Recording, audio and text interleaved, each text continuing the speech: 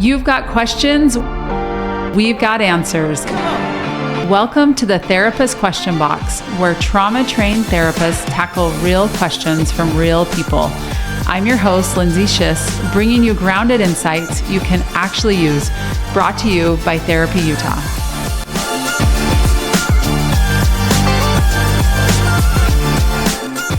Welcome back to another episode of the Therapist Question Box. We are here to answer your tough mental health questions, relationship questions. Throw it at us. We're here. And today I have with me Sway Chavez. Is that how I say it? Chavez, yeah. Chavez. No, you got it. Okay. I always love having you on. So thanks so much for being here again. Thanks, Lindsay. Appreciate your honesty, your lived experience, and your clinical knowledge. So it's always a pleasure to have you here. Oh, thank you. I love being here. So. Awesome. So today is a question that I really feel like I'm glad you are our guest here today because you've had some lived experience around a question similar to this. Sure. So the topic is about helping kids go through big changes. Yeah. And I'll go ahead and just start with a listener question.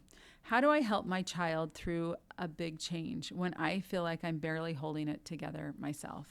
So, yeah, I know, big deep breath. I can hear it, right? Because we've been there, right? And, yes. This listener didn't say what the big change was. And, it maybe doesn't matter what the big change is, but that this listener is also struggling. So what's your initial thought when you hear this question? Yeah. So when I hear this question, I just hear a deeply concerned parent.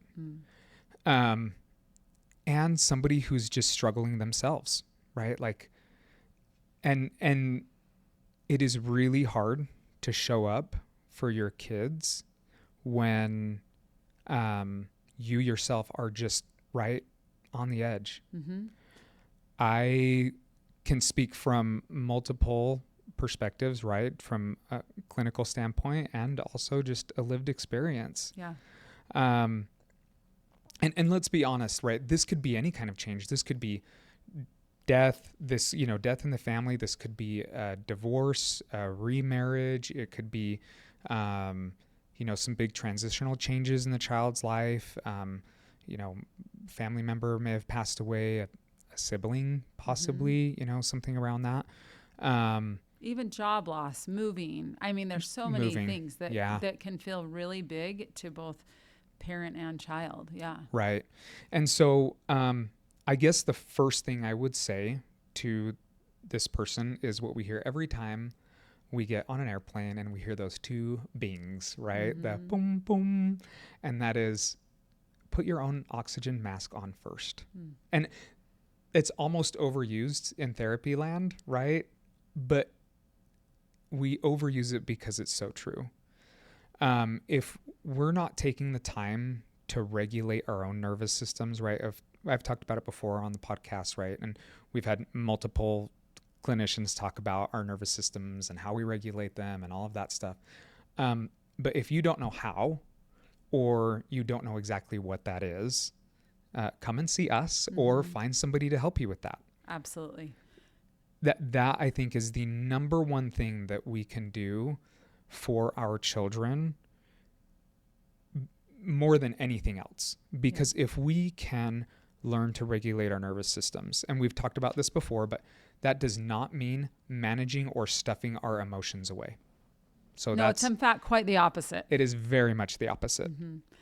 In fact, I love that you started with regulating nervous system because I couldn't agree more. In fact, with my clients, I will say, if you're dysregulated, that is your number one priority to figure out what's going on with you. It is literally, unless the house is on fire, like getting regulated. Mm-hmm. And it's not always convenient and it's not typically fun, but you're not going to show up as your highest and best self and be able to support a child if you are actually not okay yourself. Right. Right. So tell me, in your opinion, like what works, and I'll share some of mine as well. What works for nervous system regulation? I'll give you an example for me, and then I would love to hear your thoughts. Sure. I will say for me, when I am feeling that way, and again, I know, and I preach this, to clients, like, no, take care of yourself first. I will find a lot of excuses why I don't have time. I don't want to go there. There's just a lot of excuses to not do it. Yeah. And a few months ago, I was having a morning where I felt just super off. And I was chippy and bugged at everybody in sight. And honestly, Sway, I didn't even know why. I was just super bugged. And I had clients in 25 minutes. And I probably had 30 minutes of things to get done. And I thought, okay, what do I do here? Do I put my money where my mouth is and actually try to do something to regulate my nervous system? Or do I just keep going? And I started to keep going and keep getting ready. And then I thought, you know what?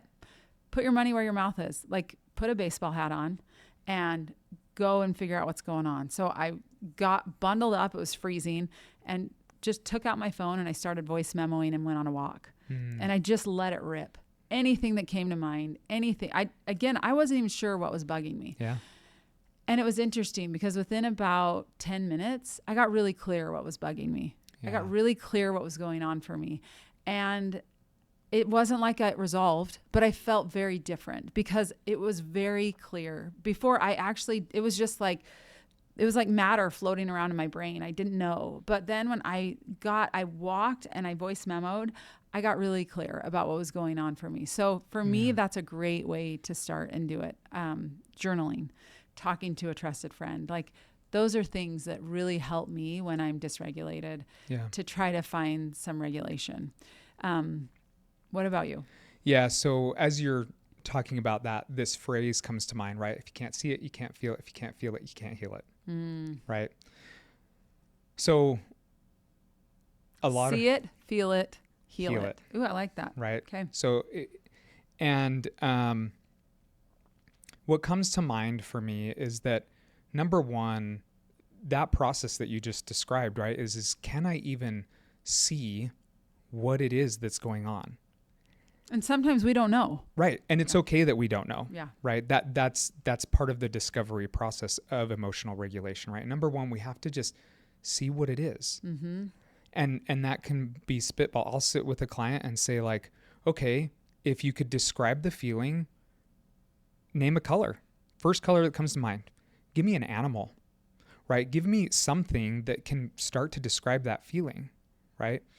And then we have to go into the feel it, which is the really uncomfortable piece that nobody wants to, like, deal with, right? Because unless you're a therapist who actually enjoys going into those places with. We're kind of weird that way. We are, yes, right? Go ahead. So we have to feel it, right? So my lived experience around helping children through a big change just happens to be around divorce, right? So I'll just share a personal story, right? And that is, back when I was going through my divorce, there were times that I was barely getting through it, you know, and it brings up, not that it's not a healed place for me now, but just going back and, like, living through that or thinking of that experience is just like, wow, that was hard. And I'm really grateful that I went through it. So I would come home. On my way home, I would call 1 to 3 friends on my way home. And I would probably spend that whole drive home half the time crying and just walking through, like, everything that I was feeling, right? So this is that feel it moment, so that I could get home at least somewhat have felt what I'm going through, part of the emotional regulation, right? And in that, I got to get some words of comfort, some support, and validation, and some healing in that moment. And I had, in one of those many conversations, I had a very close friend of mine who just also happens to be a therapist, right? And he said to me, Sway, if you want to come out clean on the other side of this divorce, you're going to have to feel your way through it. Oh, that's so good. And I just kind of, I remember exactly where I was when he said that to me.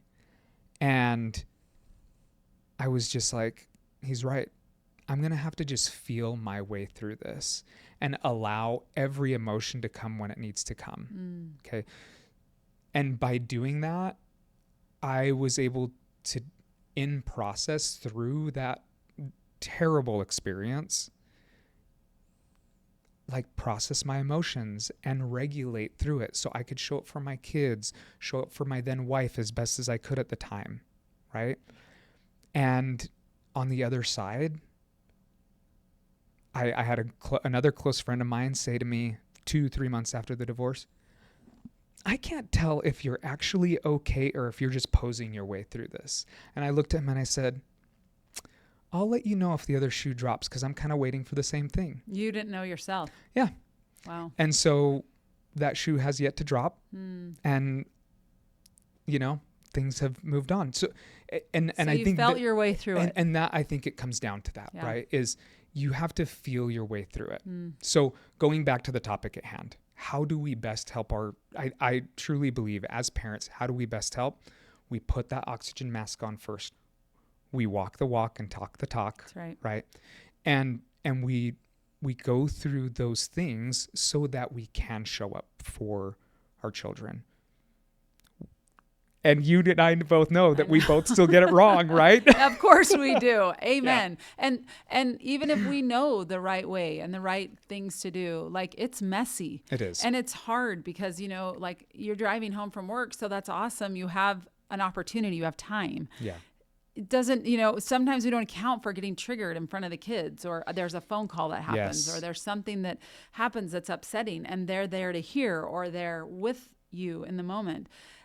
That's when I think there's so much going on emotionally, and you're, again, recognizing the kids and their experience.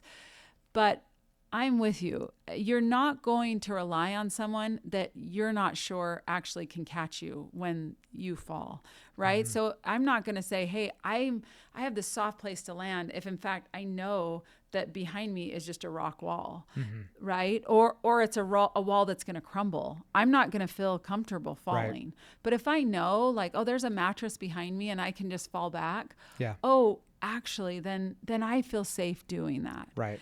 But kids are not, they're going to be very hesitant to actually be okay having a fall apart and not being okay if you're not okay. Right. And that's the biggest thing. I mean, we were talking about it before, right? This idea of the mattress, I right? love it. Yeah, the mattress is awesome. So, but the first thing I want to name before we go into that is kids are super resilient. I feel like we don't give our kids the credit that they deserve in their ability to be resilient in the moment. We have to be careful with that because we can't rely on their resiliency, right? And we don't want to, and we don't want to put them in a position where that's where they rely on, right? That's where you're saying we can't rely on their steadiness for us. Correct. Yes, 100%. Because kids will learn something from us. They are always learning, right? So if they learn that they have to be hyper independent in that moment, that's going to carry into their future. That's right. Right. So can I just interject really quickly? Yes, please. I was listening to Dr. Becky Kennedy. Are you familiar with her? Yeah, Good Insight. love her stuff. So good. Yeah. But she was saying that, like, when we'll go back to the plane analogy, and this is her analogy, but she said, when a plane is in turbulence, the captain is not getting on and saying, hey, there's turbulence. I'm pretty nervous about this. Does anybody have any ideas how to get through this? Because this is making me really nervous, and I hate this. I know you guys hate it, but I really hate it, right? What would that do to you as a passenger? Like, your trust, your ability to get through that discomfort would be gone because the steady leader who we're looking to lead us through this turbulence is not steady. Is actually like not okay themselves. Right. The same principle applies with our children, right? If the steady leader is not steady, then they're like, yeah, no, thank you, because they're not okay. So, right. Yeah. But what a pilot does is he says, hey, we're going through some turbulence. We're actually asking the flight attendants to take their jump seats. Please buckle your seatbelt, and we expect this to last for this amount of time, and then we should be okay. Yeah. Oh my gosh, here's a beginning, here's a middle, here's an end. It's steady leadership, right? I love that reminder of, gosh, we look to those leaders, those that are in charge of, are we going to be okay? Are we going to be okay? Right. Yeah. And so you're right. It is not the kid's job to steady us. Certainly. They're looking to us. Absolutely. Right? Absolutely. So yes, kids are resilient for sure, but right, it is up to us to lead in those moments of turbulence. And so I love this idea. I had this come to me this morning as I was kind of prepping for today, right? Of like, what kids really need is a mattress.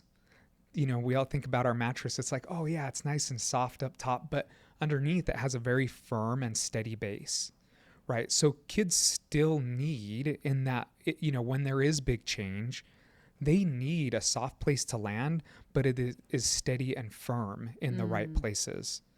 Ooh, that's so good. I love that. That's steady and firm.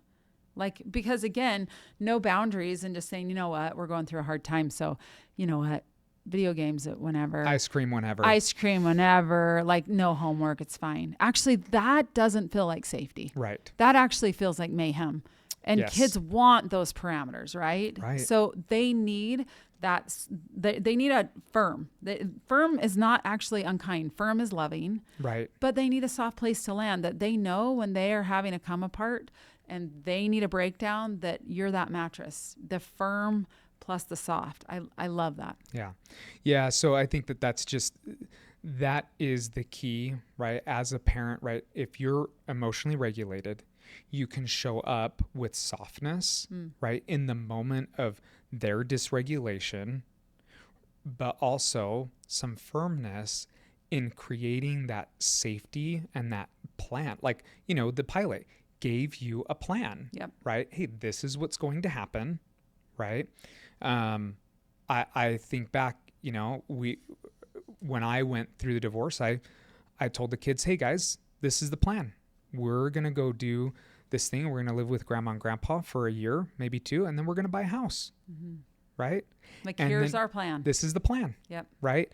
And I was like, how does that sound to you guys? Does that sound good? I think that would be great for all of us. And they were all bought in, you know, and it wasn't until like the last 6 months that they were like, I think it's time for our own rooms. Yeah. And I'm like, yeah, I know. So it's a good thing that we've got the new house. And, you know, we're ready. We're but getting you know there. what that required of you, Sway, is not to be in denial or to stay in victim mentality. Like, you know what, this happened to me and this isn't fair. And so I'm staying in this place. Or, you know what, I'm denying that this is happening and I'm not going to actually accept reality. Sometimes I think we have grief and we go, no, I can't accept this. This isn't okay.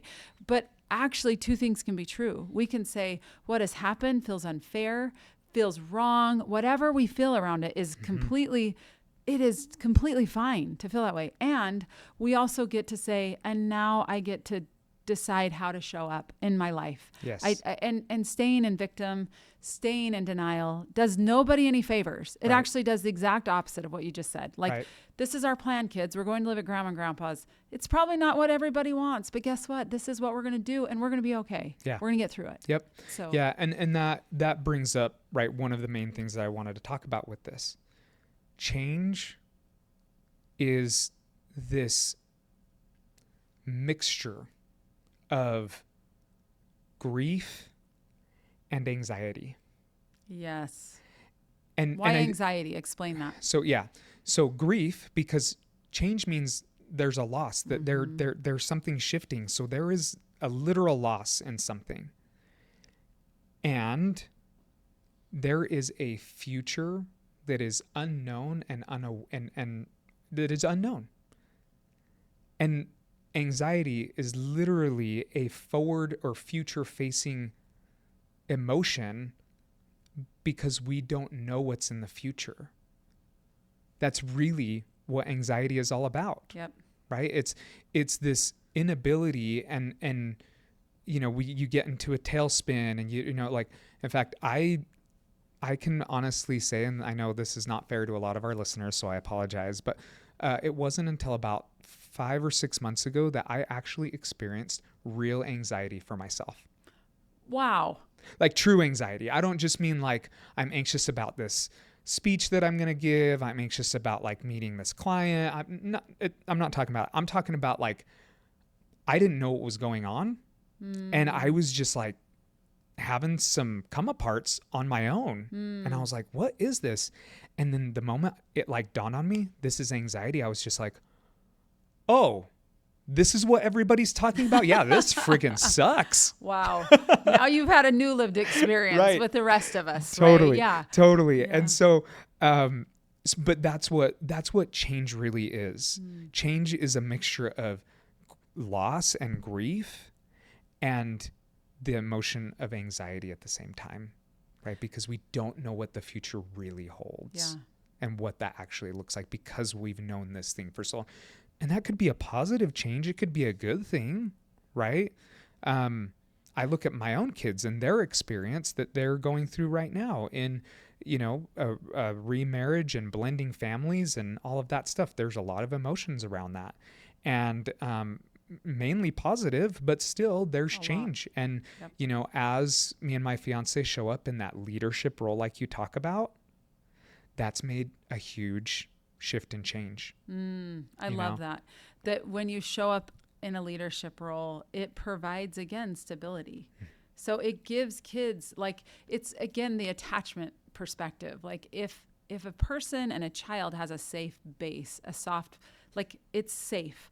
I know that I come home to safety, that there's consistency, that there's a mom, there's a dad, there's a caregiver, a grandparent, whatever it is, that's going to be there consistently. So then guess what that does? It gives the child the ability to go in the world and be brave and do hard things because you come back to the safe, secure base. Right.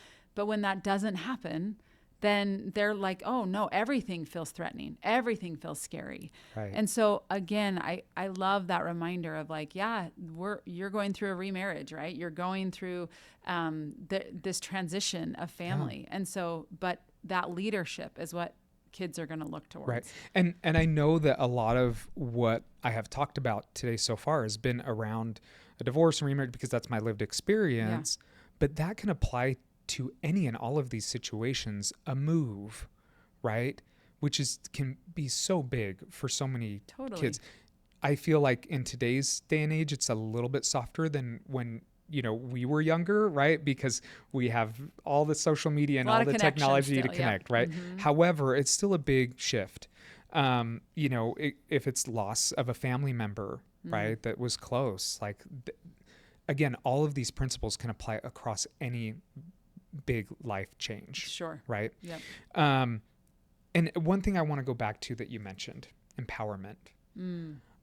I think that is such a big thing that we miss out on when it comes to change and grief and loss. Am I going to stay in that place? Yes. Or am I going to empower myself to go and do the thing and show up in the world the way that I want to show up? Are we really going to allow this thing to overcome and overpower our lives? And, I think that there is such a power in being able to take that power back for ourselves than what has been, quote unquote, taken from us.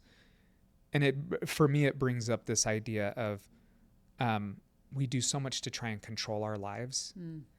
And the sooner we can come to the realization that life is really, really out of our control, it just is. And that I know the way that I want to show up in the world, right? We've talked about this in I'm trying to pull together a bunch of different threads of how we've talked about this in the past, but like to recognize that, number one, do I know my own values that I want to live from? And am I living out of them? And that brings that sense of empowerment rather than conflating it with all the other things that are happening in our lives. Yes. And, our kids often don't know what their values are. I mean, it's amazing because, with adults, sometimes you'll say, what's your value around that? And they'll say, well, it's actually hard for adults to actually really articulate their values. They've been taught values, they've been told values, but really what matters to you? Like what is like cellular level, what really matters to you? And so when we're clear about our values and we say, this is how I want to show up, how I want to live in my values, then, and we live true to that, then yeah, there is a path forward. There is more than this moment, right? Yeah. I love that you talked about empowerment. And I also think when we can normalize, like, this is hard. This sucks. Yeah. Yeah, this is not what we had planned or what we wanted or whatever. Right. Like, or you know what? We are moving and it's something we want. And this is hard. Saying goodbye is hard and transitions are hard. I think when we feel like our experience is not crazy, but we're normal, gosh, you know what happens? Our nervous system's just like, it's like we just take a breath. Like, oh, I'm not alone. I'm not crazy. I'm going to get on the other side of this at some point. Right. And having somebody that can say that to a child provides such a sense of relief and, again, safety. It's like there is somebody that knows that they've gotten through some hard things too. Then and there's enough of a safe relationship there that the child trusts the person in their life, that they know they're going to be okay. Yeah. Right? Yep. So getting through and normalizing for kids. And I think, again, giving kids perspective, saying, hey, this is a chapter. This is not the whole book. Yeah. This is a chapter. And this chapter is a hard chapter. And it's okay to have a hard chapter. And it's okay to cry about that hard chapter and grieve that hard chapter and have some anxiety about that hard chapter. But this is not your whole story. This is a chapter. Well, and if you can transfer or help transfer that empowerment within self into your children, that to me looks like success. So how would you do that? I know, right? How do you transfer empowerment? Because we do want to give them like, oh no, you're strong. You can get through this. Yes. How do you give that to them? And I think, like I said earlier, right, we don't give children today enough credit in that their ability to not just be resilient, but to thrive under pressure. Granted, right, within bounds and safety, right, all of that stuff. But are we actually challenging, right, especially during change? Because that protective, loving, want like the easiest, cushiest life for my sweet, babies gets really in the way of how I really want my kids to show up in the world, or the vision that I have for them. Now that doesn't have to be like exact, right? That if they don't turn out a certain way or anything like that. But my hope is that they get to do their own value evaluation and live out of that place within themselves. So I love that reminder that, you know what, if we allow our kids to go through hard things when the stakes are low, then they go, you know what? Yeah, I didn't make the team. That friend didn't invite me to the party. And we don't call the parent and say, hey, invite them to the party. Or, you know what? They've got to be on the team. We allow them. And I don't want to say those stakes are low. I'm not trying to minimize it. But what I'm trying to say is they actually learned that they got through something hard and they came out the other side, and that life still is beautiful, and that there's friendships and there's opportunities outside of that hard moment. But if we take that away from them at every time there's some discomfort, holy cow, they're never going to learn that actually they got through it and that they were okay. Yes. And so I agree with you. We don't want them to feel it. But gosh, if we let them feel it when the stakes are low, when the stakes get high, which they will, they can go back to that. I mean, when we talk about empowerment, I think go back to those times. You have gotten through things before. Right. It has been okay. And you came out the other side. Yes. Yeah.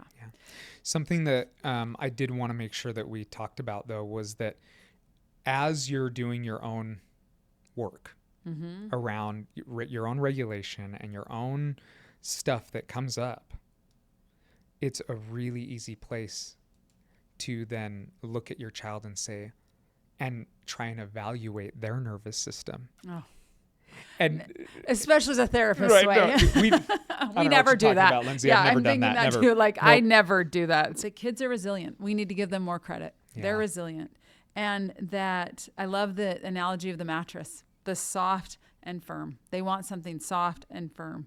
And that during turbulent times, like the pilot, he doesn't say, hey, can anyone else fly the plane? He says, here's what we're going to do. Here's the plan. And here's what will provide safety. Yeah. Kids are looking for that, right? For sure. Understanding that there's grief and anxiety and giving space for both, right? Allowing space for both. And gosh, if you have a hard conversation with your kid and it brings up stuff in you, make a phone call after, journal, voice memo, do something, right? So you can still hold space for them and then take care of yourself. We're not saying don't take care of yourself, but you can do both, right? Sure. We just have to be mindful. Yeah. You know, something we didn't talk about that I want to just say that is how to know when we're dysregulated. Our body's going to tell us every time. Pay attention to your body. Your body will let you know. For me, I think knots in my stomach, that my shoulders are up into my ears, that my heart's pounding. Like, that's when I know something's off. And to pay attention to your body. It will tell you every time. Yeah. So just pay attention to it. For sure. Right? So, and that we can allow our kids to do hard things, allow them to do it, because that's what builds resilience, is when things are not hard, let them fail. When the stakes are low, let them fail. And then when things get hard, some of these big changes happen, they'll know what to do. Yeah. And they'll have some confidence in their ability to overcome hard things. Yeah, so absolutely. Good. Yeah. So many good thoughts. I just thought that, one of the final thoughts I had is that you can't remove every hard feeling from your child's life. Amen. But you can be a safe place for them inside of that. I love that. We can't remove everything hard, but we can be a safe place inside of it. Yeah, so great. Sure. Sway, thank you so much for being here. Thank you, Lindsay. I appreciate our listeners' question, vulnerable, honest, and so relatable to so many people going through changes. If you're not now, you will be at some point, right? Some type of change that's going to happen that's going to be difficult. Absolutely. So yes, thank you so much. And to our listeners, thank you for being with us. We appreciate you. Like and subscribe and share this with a friend. And until next time, take care. That's a wrap for today on the Therapist Question Box. I'm Lindsay Schiss. Thanks for listening. And remember, every question you ask is an opportunity to learn and grow. Brought to you by Therapy Utah. Hey, this is Kathy Kinghorn. I'm an owner at Therapy Utah. If you'd like to book with one of our trauma-trained therapists, go to www.therapyutah.org. Thanks for listening.